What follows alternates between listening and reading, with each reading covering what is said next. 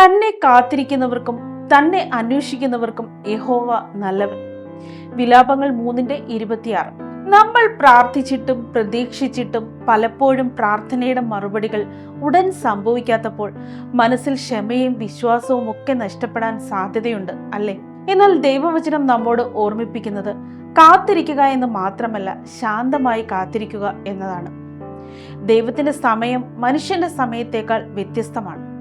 എന്നാൽ അത് എപ്പോഴും ഏറ്റവും അനുയോജ്യവും പൂർണ്ണവുമാണ്. ദൈവം എൻ്റെ കാര്യത്തിൽ പ്രവർത്തിക്കുന്നു, അവന്റെ സമയമാണ് ശരിയായത് എന്ന ആത്മവിശ്വാസം. ശാന്തതയിൽ വിശ്വാസത്തിന്റെ ശക്തി അടങ്ങിയിരിക്കുന്നു.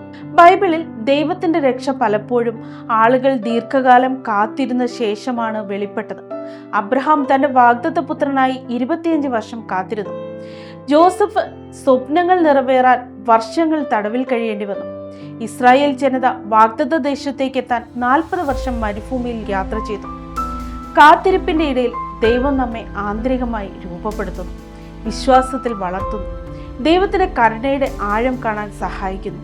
ശാന്തമായ കാത്തിരിപ്പ് വിശ്വാസിയുടെ ഹൃദയത്തിൽ ദൈവത്തിന്റെ വിശ്വസ്തതയെ ഉറപ്പിക്കുന്ന ഒരു ആത്മീയ പരിശീലനമാണ്. അത് നമ്മുടെ കണ്ണുകൾ കർത്താവിന്റെ വാഗ്ദത്തത്തിലേക്ക്, നമ്മുടെ മനസ്സ് കർത്താവിന്റെ സമാധാനത്തിലേക്ക്, നമ്മുടെ ഹൃദയം കർത്താവിന്റെ സ്നേഹത്തിലേക്ക് തിരിക്കുന്നു. ദൈവം എല്ലാവരെയും അനുഗ്രഹിക്കട്ടെ.